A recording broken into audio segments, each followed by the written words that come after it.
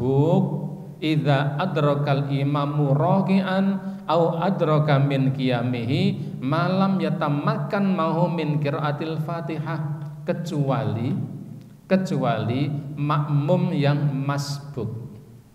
Makmum yang masbuk itu makmum yang apa? Yang datang terlambat. Makmum yang masbuk kemudian dia mendapati imam dalam keadaan rukuk. Makmum datang dari luar, ya, imamnya masih berdiri. Ketika sampai di pintu masjid sudah rukuk, Allahu Akbar. Kemudian kita sampai di shaf, kemudian kita Allahu Akbar, kemudian kita rukuk, langsung rukuk karena masih mendapati imam rukuk, kita bisa menghitungnya itu sebagai satu rakaat. Bisa menghitungnya sebagai satu rakaat. Ini pengecualian bagi makmum. Atau makmum yang mendapati imam masih berdiri ketika sholat siri. Jadi sholat siri itu sholat zuhur dan asar. Imamnya masih berdiri, hanya saja itu sudah injury time. Injury time ini kenapa? Kok malah bal-balang sholatnya. Jadi sudah di apa? Sudah di detik-detik akhir. Begitu kita masuk masjid, imam itu masih berdiri. Kemudian kita baca, ya, alhamdulillahirabbil alamin arrahmanirrahim. Ternyata imam kemudian rukuk. Maka kita boleh untuk tidak meneruskan surat Fatihahnya dan kita mengikuti rukuknya imam. Dan itu tetap terhitung sebagai satu rakaat. Karena memang itu pengecualian pada makmum yang masbuk. Jadi makmum yang masbuk boleh untuk tidak demikian. Demikian juga makmum yang tidak masbuk ketika makmum itu bermakmum di belakang imam yang imamnya memimpinnya sholat jahar. Sholat yang imamnya membaca dengan keras. Seperti tadi ada sholat maghrib, kemudian ada sholat isya, ada sholat subuh. Ketika imam itu memimpin sholat jahar, maka makmum boleh tidak membaca Al-Fatihah, mencukupkan bacaan imam dengan mendengarkan dan memperhatikannya. Jadi mendengar dan memperhatikan itu sebenarnya ya sudah hampir sama dengan membaca. Hanya membaca itu tidak melafalkan, tapi mendengarkan dan mengikuti. Alhamdulillahirabbil alamin. Masya Allah, bacaannya bagus. Tapi tidak boleh mengucapkan seperti itu. Jadi itu kan pertanda kalau mengikuti bacaan imam, ya, mengikuti, mendengarkan, memperhatikan itu cukup. Artinya apa? Boleh. Kalimat boleh itu boleh untuk tidak membacanya, meskipun kalau makmum tetap akan membacanya maka diperbolehkan dengan mengambil waktu ketika imam sedang tidak membaca.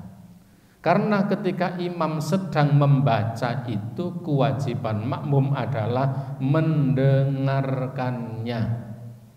Apa gunane imam kon seru nek makmume kemudian dhewe-dhewe ra nggatekake, ya. Kalau misalnya imam nesu tak meneng hae, aku maca kok ora do dirungokake itu.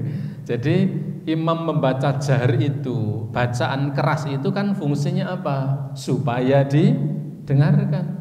Jadi dibaca dengan jahar, dengan keras itu supaya makmumnya mendengarkan dan memperhatikannya. Ini yang menjadi satu pengecualian. Jadi Fatihah itu harus dibaca, kecuali tadi makmum yang masbuk atau makmum yang mengikuti imam pada sholat jahar, maka ia boleh untuk tidak membacanya.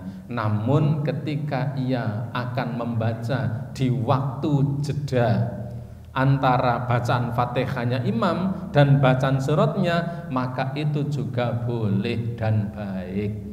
Karena barangkali menghilangkan keraguan-raguan, kenapa sholat kok ora maca Fatihah. Ini yang ketiga. Yang keempat, termasuk rukun sholat itu adalah ar-ruku'u fi kulli rak'atin.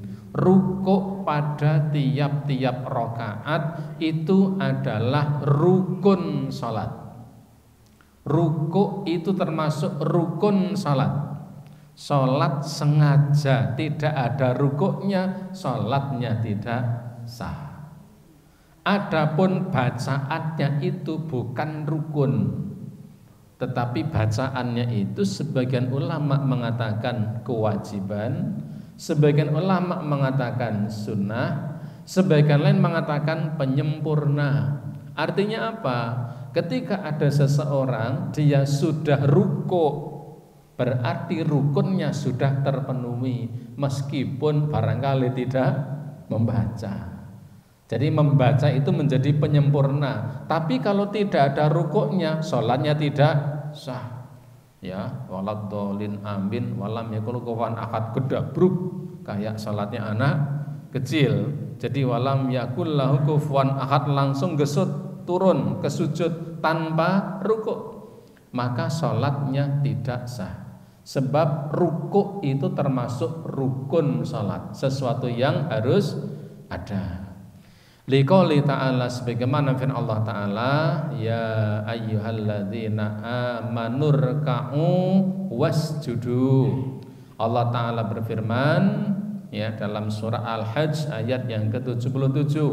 Allah mengatakan, wahai orang-orang yang beriman, rukuklah kalian, wasjudu, dan sujudlah kalian. Rukuklah dan sujudlah kalian. Wali qoli sallallahu alaihi wasallam, dan juga berdasarkan sabda Nabi sallallahu alaihi wasallam, lil musii shalah, kepada seorang laki-laki yang pada waktu itu sholatnya jelek, sholatnya buruk. Hadisnya panjang, yaitu ketika ada seseorang sholat agak cepat, lalu setelah dia sholat, kemudian waktu itu Nabi ada di dalam masjid. Begitu dia selesai sholat, ia pun langsung mendekati Nabi dan mengatakan, assalamualaikum ya Rasulullah, nyalami Rasulullah. Rasulullah mengatakan, waalaikumsalam, irji fasolli fa innaka lam tusolli. Kamu ulangi sholatnya sebab kamu itu hakikatnya belum sholat. Dia kaget karena merasa sudah sholat kok dikatakan ya sama saja belum sholat. Dia pun mengulangi salatnya karena dia yakin ya sudahlah, Nabi mengatakan begitu berarti memang saya dianggap belum salat. Diulangi salatnya seperti tadi, agak cepat. Maka ketika itu begitu selesai salat, dia senang, sudah merasa melakukan seperti yang diperintahkan oleh Nabi kepadanya. Begitu mengulangi salatnya selesai, dia pun mendekati Nabi dan mengatakan, assalamualaikum ya Rasulullah, kembali nyalami Rasulullah. Kedua kalinya Nabi mengatakan, irji' fasolli fa innaka lam tusolli. Kamu ulangi sholatnya sebab kamu itu hakikatnya belum sholat. Dia pun mengulangi sholatnya lagi. Tidak ada riwayat dia mendongkol atau tidak ya. Nah, kita semua mesti mendongkol itu. Wong nyong wis sholat kok dianggap durung sholat ya. Allahu Akbar. Allahu Akbar sambil marah ya. Orang ini tidak disebut seperti itu. Ya sudah, dia ketiga kalinya melakukan sholat. Begitu sholat selesai, dia mendekati Nabi. Sebelum Nabi menjawabnya, dia mengatakan, ya Rasulullah, ma ukhsinu ghaira hadza. Ya Rasulullah, saya tidak bisa melakukan yang lebih baik dari ini. Fa'allimni, maka ajarilah saya. Nah, itu jadi curi star. Sebelum Nabi ngaro-aroi, tanya lebih dulu, ya Nabi, saya tidak bisa melakukan yang lebih baik dari ini, mbok kula diwarai. Nah, lalu Nabi mengatakan, hadisnya panjang, di antara Nabi mengatakan, tsummarka hatta tatma'inna raki'an. Hendaklah kamu rukuk hingga kamu rukuk dengan tumakninah. Hendaklah kamu rukuk hingga kamu rukuk dengan tumakninah. Karenanya pengarang kitab ini mengambil kesimpulan bahwa rukuk itu termasuk rukun sholat, harus ada. Sholat tidak ada rukuknya, sengaja meninggalkannya, maka sholatnya tidak sah. Kemudian yang kelima dan keenam adalah ar-raf'u minar ruku'i wal i'tidalu minhu qa'iman. Yang kelima dan keenam adalah bangkit dari rukuk. Ar-raf'u minar ruku', ya, bahasa kita napa? Jenggelek. Bangkit dari rukuk, ya, itu juga termasuk rukun salat. Rukuk, kemudian bangkit dari rukuk itu termasuk rukun salat. Wal i'tidalu minhu qa'iman, dan i'tidal dengan qa'iman, dengan berdiri tegak. Ya, jangan sambil ndoyong-ndoyong.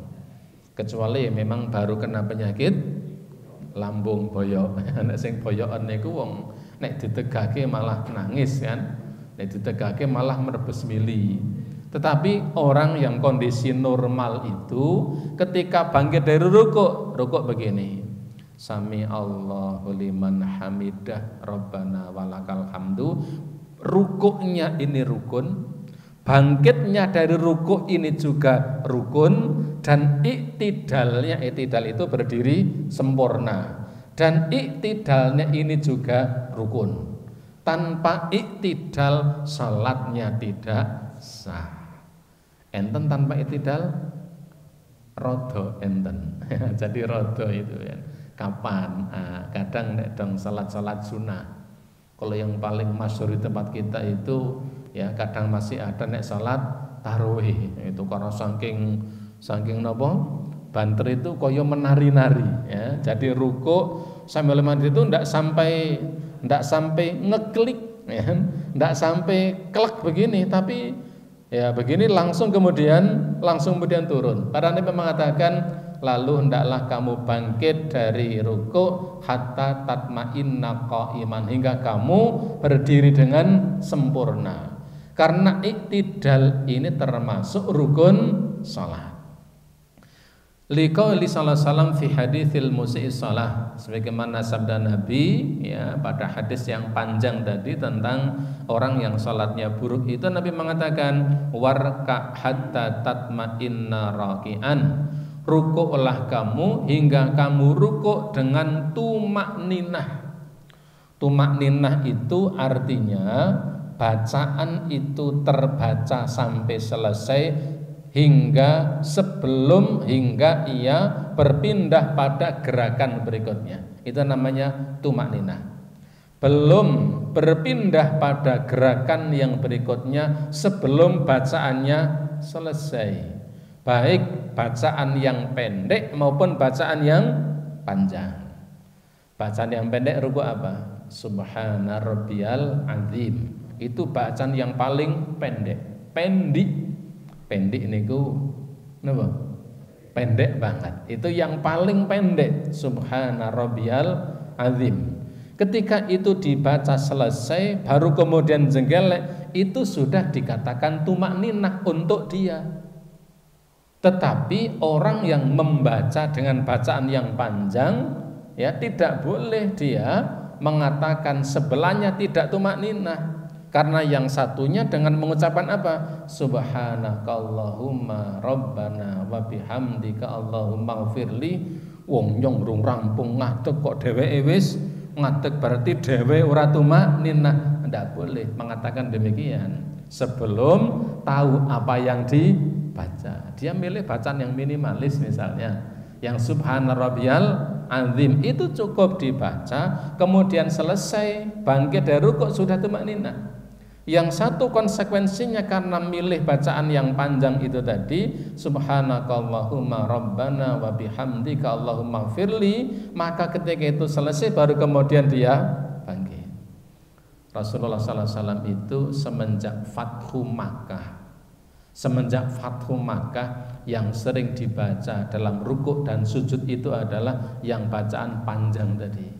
Subhanakallahumma rabbana wa bihamdika Allahumma ighfirli. Ada tasbihnya, ada tahmidnya ya. Subhanakallahumma rabbana wa bihamdika, dan ada istighfarnya Allahumma ighfirli lengkap. Sebelum Fatu Makkah mencukupkan dengan tasbih Subhana Rabbiyal Azim. Begitu Fatu Makkah, Makkah sudah bisa ditaklukkan sebagai bentuk rasa syukurnya kepada Allah. Ketika rukuk dan sujud bertasbih, bertahmid dan beristighfar, karena rasa syukurnya kepada Allah Subhanahu wa ta'ala. Maka Nabi mengatakan tadi, warka hatta tatma'inna raki'an, rukuklah kamu hingga kamu rukuk dengan tumakninah, tsummarfa, lalu angkatlah kepala kamu dari rukuk, hatta ta'tadila qa'iman, hingga kamu berdiri dengan sempurna. Iktidalnya, jadi berdiri ketika bangkit dari rukuk itu betul-betul qa'iman. Qa'iman itu maknanya ngadeg jejeg, tidak tidak doyong dan tidak condong. Oleh karenanya bangkit dari rukuk dan iktidal termasuk rukun salat. Kemudian yang ketujuh adalah as-sujudu, sujud termasuk juga rukun salat. Tidak sah seseorang itu sholat tanpa dia melakukan sujud atau meninggalkan sujudnya dengan sengaja. Liqouli ta'ala, ini berdasarkan firman Allah Ta'ala tadi surah Al-Hajj ayat yang ke-77. Allah katakan, ya ayyuhalladzina amanurka'u wasjudu. Wahai orang-orang yang beriman, rukuklah kalian dan sujudlah kalian. Sujud termasuk rukun sholat. Sholat sengaja meninggalkan sujud, sholatnya tidak sah, tidak terpenuhi syaratnya. Wali qauli sallallahu alaihi wasallam, dan juga berdasarkan sabda Nabi sallallahu alaihi wasallam, beliau mengatakan tsummasjad hatta tatma'inna sajidan, hendaklah kalian sujud hingga kalian sujud dengan sempurna dengan tumakninah.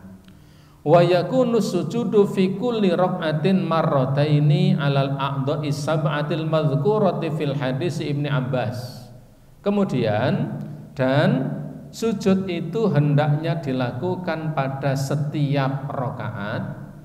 Jadi sujud itu harus dilakukan pada setiap rakaat sebanyak 2 kali, alal a'dha'i sab'atil madhkurah, atas 7 anggota badan yang disebutkan dalam hadis Ibnu Abbas. Jadi sujud itu harus dilakukan pada 7 anggota badan. Apa saja? Ya, Rasulullah mengatakan, Ibnu Abbas mengatakan, umirtu an asjuda ala sab'ati a'dham. Saya diperintahkan untuk bersujud atas 7 anggota. Yang pertama adalah jabahah. Jabahah itu kening niku napa? Bathuk, ya. Wa asyara biyadi ila anfihi, dan Nabi mengisyaratkan termasuk hidungnya. Jadi yang pertama adalah jabahah. Jabah itu kening dan termasuk hidung. Kening dan hidung. Saya kira kita orang Indonesia itu tidak kesukaran, ya, ketika bersujud kening dan hidung, karena kebetulan hidungnya cukupan. Kata naon nggih, nek meni pesek kok ketegelan itu, hidungnya cukupan. Itu sudah hidungnya lumayan. Kalau orang-orang Eropa, orang Jazirah Arab itu kan hidungnya wah mancung-mancung.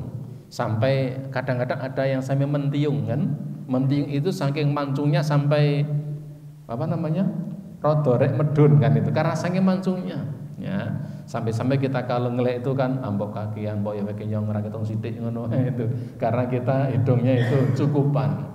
Kening dan hidung. Maka begini, sujud itu harus dilakukan atas kening. Maka ibu-ibu sekalian, ini peringatan. Ketika ibu-ibu sekalian mengenakan mukena, upayakan mukena itu tidak menjadi lemek alas ketika sujud. Jadi ketika seorang wanita salat itu, maka tidak boleh kemudian mukena itu dijadikan lemek, karena mukena waktu itu sedang menjadi pakaian. Beda kalau mukenanya itu dijadikan alas, tidak mengapa. Karena ketika kemudian sujud sedangkan mukena itu menghalangi keningnya, seakan-akan dia sujud keningnya dikasih kain. Maka berhati-hati sehingga ketika sujud itu keningnya tidak berada di mukena. Jadi pripun carane ndak sampai ndak sampai di atas, karena memang kening. Karena mukena itu kan pakaian, kan ngoten toh? Mukena itu kan sedang dipakai.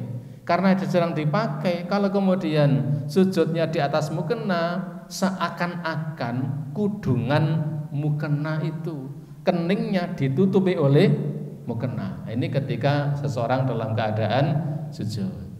Kemudian wal yadaini, dua telapak tangan, warukbataini, dan dua rukbataini, dua telapak kaki, ujung kaki, dua telapak tangan, dua ujung kaki kita, yaitu atrofal qodama ini, yaitu ujung kedua kaki kita, ketika sujud itu harus betul-betul menempel, tidak diangkat.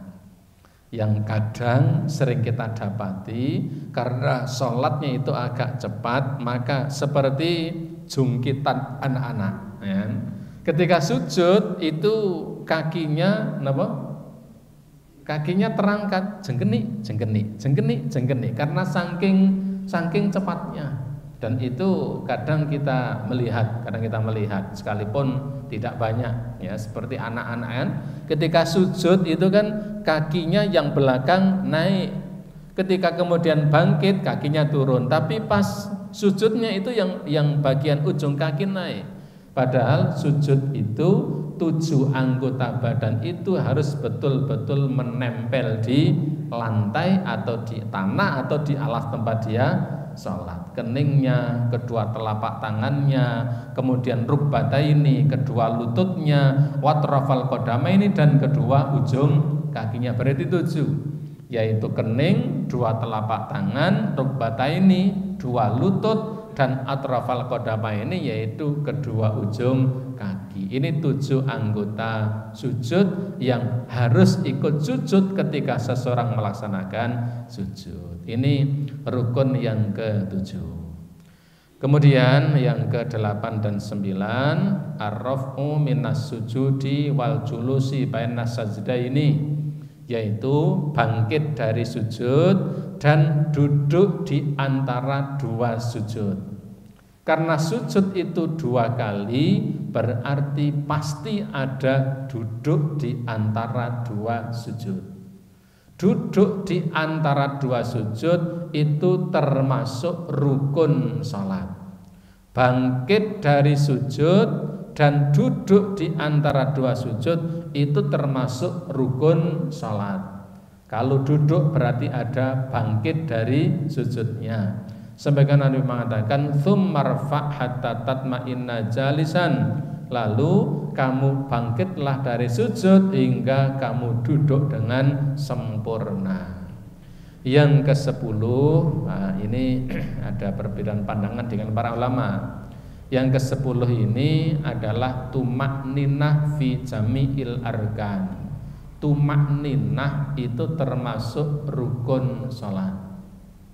Adapun khusyuk itu bukan termasuk rukun sholat, kecuali Imam Ghazali.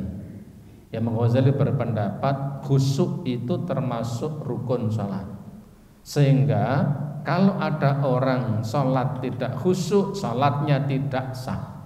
Ini dalam pandangan Imam Ghazali. Kalau kita ikut Imam Ghazali, wah susah, ya. Karena kita terbiasa tidak pakai bahasa Arab. Khusyuk bagi orang yang tidak berbahasa Arab itu bukan sesuatu yang mudah. Wong yang bahasa Arab saja tidak mesti bisa, apalagi yang tidak berbahasa Arab. maka khusyuk itu bukan keharusan, bukan rukun sholat, tetapi tumakninah menurut pandangan penulis kitab ini, tumakninah itu harus. Apa tumakninah itu? Wahya sukunu wa takunu bi qadril qaulil wajibi fi kulli ruknin. Tumakninah itu adalah diam sejenak hingga selesai bacaan yang dibaca pada setiap rukun-rukunnya. Jadi tumakninah itu diam sesaat hingga selesai apa yang dibaca pada bagian-bagian yang mesti dibaca. Ketika iktidal, paling tidak kalimat Rabbana lakal hamdu atau Rabbana walakal hamdu. Ada riwayat dengan wa, ada riwayat tanpa wa. Dua-duanya boleh.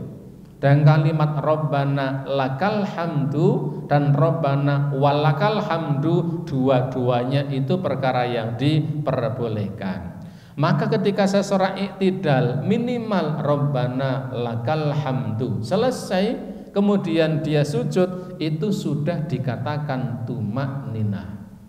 Dan tidak boleh seseorang yang membaca agak panjang dengan kalimat Rabbana walakal hamdu mil'us samawati wa mil'ul ardi wa mil'u ma syi'ta min syai'in ba'du, baru dia rukuk. Sementara sebelahnya rukuk duluan, dia mengatakan sampean ora tumakninah, wong nyong burung rampung kok sampean wis sujud.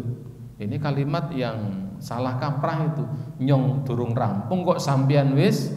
Nyong kan sholatnya nyong, dia kan sholatnya dia, maka dia sudah dikatakan tumakninah meskipun rukuk dia, meskipun turun duluan karena bacanya sudah selesai. Kebetulan ambil yang pendek apa? Rabbana lakal hamdu atau Rabbana walakal hamdu, itulah tumakninah.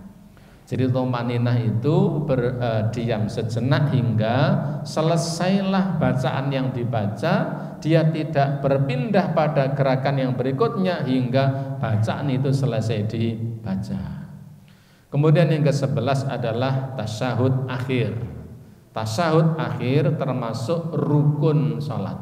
Tasyahud itu kalimat at-tahiyatulillah, itu namanya tasyahud.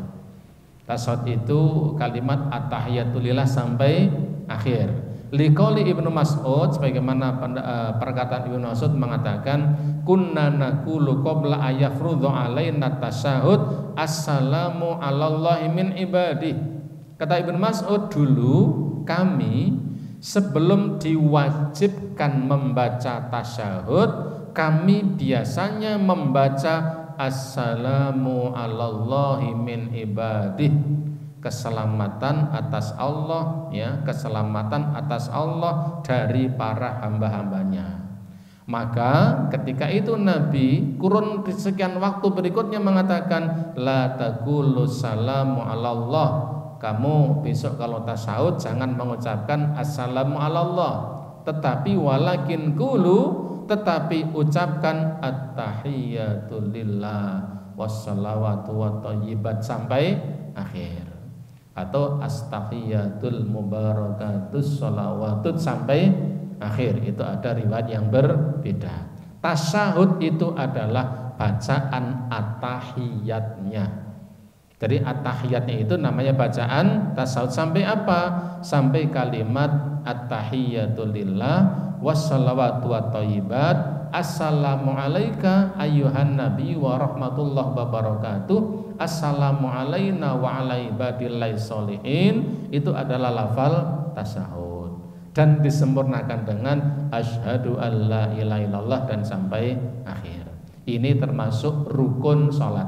Tasyahud akhir itu rukun sholat. Adapun tasyahud awal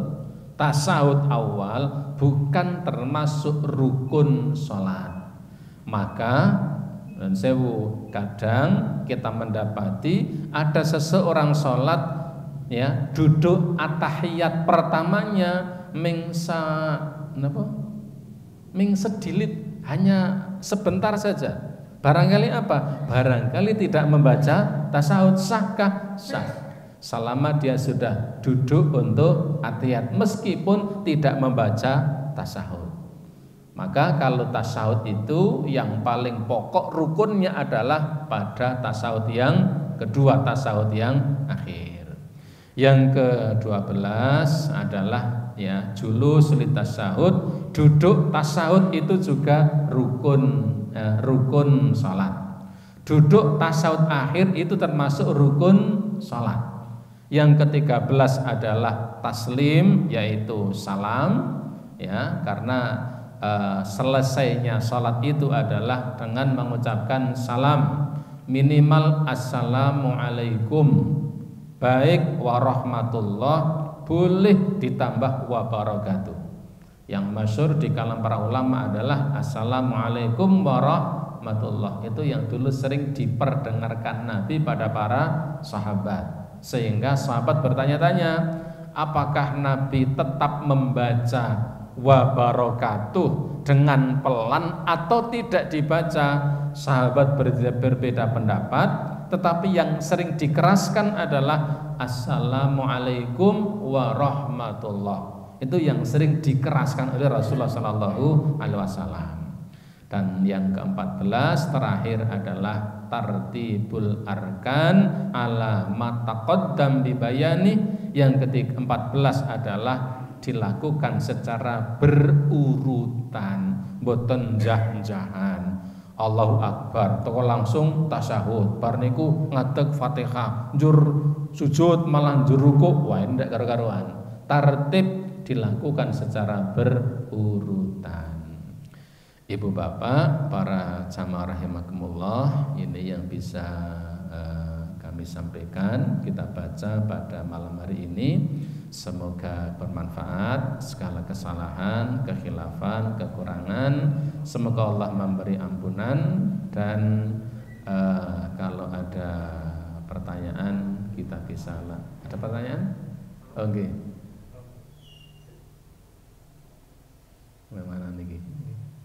Monggo.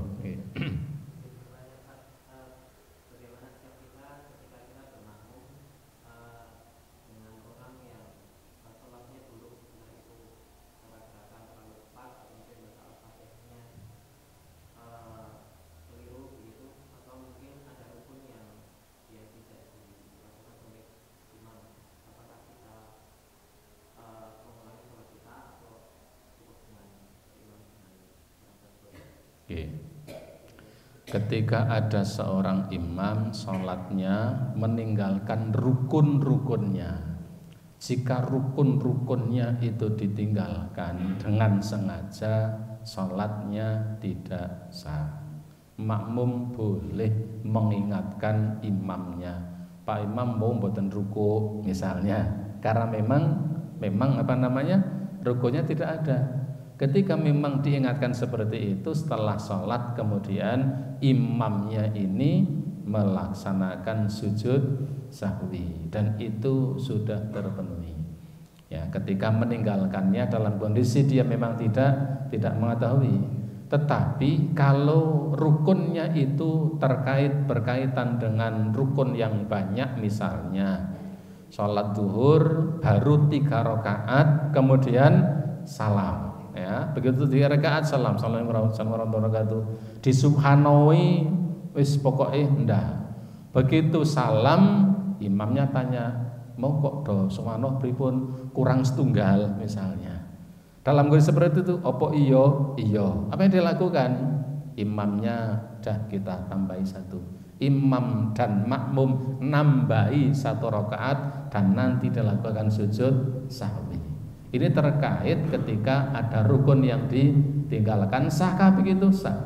Dulu Nabi pernah salat zuhur itu 2 rakaat langsung salam.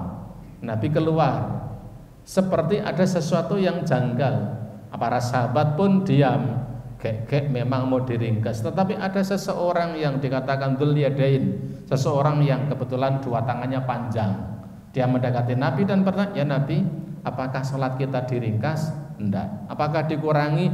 Enggak. Karena tadi sholatnya hanya 2 rakaat, maka Nabi kemudian masuk lagi menambah 2 rakaat dan kemudian sujud sahwi. Tidak mengulang tapi menambah pada rukun yang banyak seperti itu.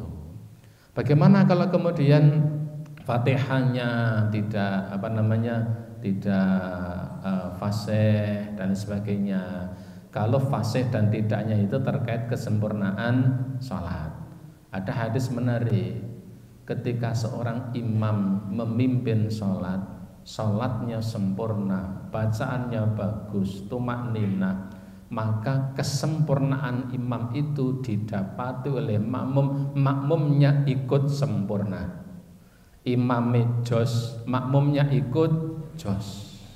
Tetapi ketika imamnya kurang patiyo jos, misalnya banyak begitu, barangkali bacaannya tidak terlalu baik, ada yang salah, maka kesalahan itu hanya ditanggung oleh imam, tetapi makmumnya tidak ikut menanggungnya. Para mesake imam itu. Jadi kalau ada ketidaksempurnaan itu imamnya yang menanggung sendiri, makmumnya tidak ikut. Maka biasanya nek mudeng podo mudeng itu do rebutan dadi makmum, itu loh. Nek mudeng podo mudeng itu rebutan dadi makmum itu. Tapi nek rapati mudeng karo podo rapati mudeng rebutan dadi imam itu. Karena memang ya nyaman itu kan jadi makmum wis kono sak karepe Mas Imam, rek dawa ya oke, cendhek ya palahane. Jos di belakangnya jos. Kurang pati ya jos, belakang tetap jos. Bahasa simpelnya begitu ya. Tetapi imam tetap mendapatkan keutamaan. Karena apa? Imam itu diikuti oleh banyak makmumnya. Jadi kalau ada ketidaksempurnaan pada rukun, tadi kalau hanya rukun kecil ya hanya sedikit dengan sujud sahwi, tapi kalau terkait dengan kurangnya jumlah rakaat maka kemudian ditambah. Karena itu ada contoh dari Nabi Shallallahu Alaihi Wasallam. Wallahu a'lam bishawab. Nggih, itu lagi Mas. Oh nggih.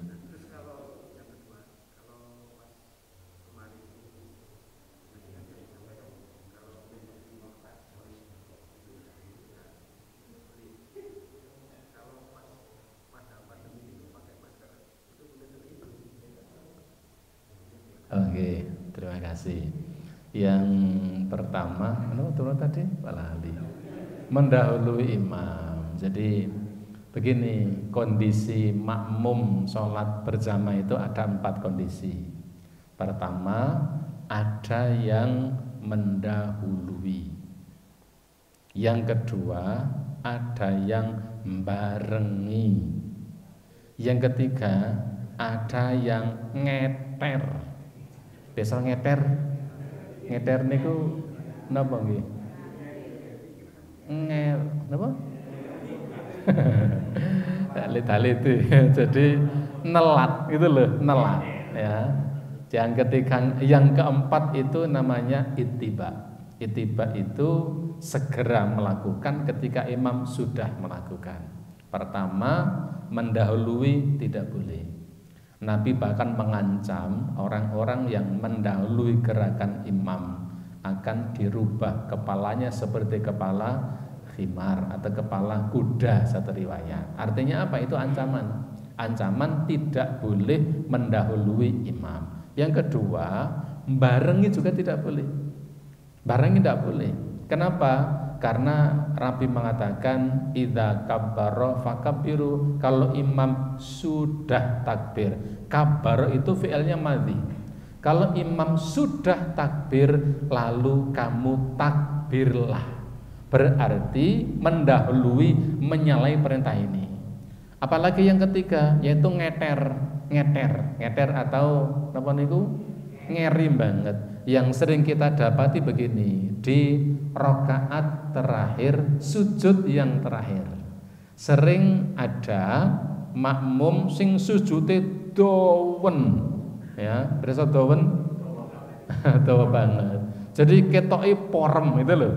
Imamnya sudah jenggelek masih subhan suwi banget. Ketok itu tok markotop, padahal itu salah. Itu loh. Kenapa? Ketika sholat berjamaah itu mau tidak mau harus ikut imam. Mau tidak mau harus ikut imam. Kalau kita kemudian sedang sujud, imamnya sudah bangkit dari sujud, ya segera bangkit. Kita tidak perlu pamer sujud. Misalnya kan, sujud tidak ada tidak perlu. Karena apa? Ini sedang sholat berjamaah. Kata Nabi, "Ju'ilal imamu liyutamma bih." Imam itu dijadikan untuk diikuti. Kalau imam takbir, ya takbir. Imam rukuk, rukuk. Imam iktidal, iktidal. Imam sujud, sujud. Imam tasahud, tasahud. Tidak kemudian kadang sok ada ngoten niku imamnya yang sering terakhir itu, yang sering ada itu yang ngeder yang rakaat terakhir tadi. Imamnya sudah bangkit dari sujud, jan isih kita napa? Isih kita gayeng rada dawu banget men rada top. Nah, ini salah ya, salah paham ya, itu ndak kurang pas. Karena dalam sholat berjamaah itu mau tidak mau harus ikut imam. Di luar masjid itu bentrok sama imam, nang sholat kudu melu, itu loh. Di luar masjid jenmung swantenan itu. Tapi kalau sholat ya harus ikut, tidak kemudian wah aku kah kayak rukuk nyong arek sujud, kayak sujud nyong arek rukuk, tidak bisa dalam sholat berjamaah. Karena sekalipun rival dan musuh itu kalau sholat ya tetap harus ikut imam. Adapun tadi yang menutupi wajah, bagaimana kalau pakai masker dalam kondisi pandemi? Banyak fatwa dari para ulama terkait pandemi Covid yang kemarin terjadi dan sekarang masih terjadi di beberapa negara. Fatwa-fatwa dari para ulama membolehkan sholat dengan mengenakan masker, karena masker itu hanya menutupi hidungnya, bukan menutupi dahinya. Jadi menutupi hidung itu diperbolehkan, apalagi dalam kondisi yang memang dibutuhkan. Ada satu hadis sahih, ketika orang itu sholat tidak boleh menutupi wajahnya. Sebagian orang menggunakan dalil itu untuk mendalili orang yang sholat pakai masker. Masker haram, sholat kok nggo masker iki dalile. Hadisnya sahih. Sholat itu tidak boleh menutup wajahnya. Pakainya hadis itu untuk mendalili yang menutupi hanya hidungnya. Yang dimaksudnya dalil tadi adalah tidak boleh seseorang itu sholat dengan menutupi wajahnya. Sholat ning kudungan, misalnya tutupi rapat, kemudian itu yang tidak sah karena wajahnya tertutup. Adapun masker itu tidak menutupi wajahnya, apalagi dalam kondisi pandemi, kondisi yang darurat, berlaku kaidah ad-daruratu tubihul mahdurat. Kondisi yang darurat itu kadang menjadikan boleh perkara yang mestinya tidak boleh. Jadi ketika ada seseorang yang dalam kondisi darurat, ada pandemi Covid, ada penyakit, kemudian dia mengenakan masker itu karena kedaruratan, itulah yang menjadikan yang mestinya tidak boleh menjadi boleh. Wallahu a'lam bishawab. Kita cukupkan dan kita lanjutkan pada pertemuan yang akan datang. Demikian kita akhiri dengan kafaratul majlis. Subhanakallahumma wa bihamdika asyhadu an la ilaha illa anta astaghfiruka wa atubu ilaik. Assalamualaikum warahmatullahi wabarakatuh.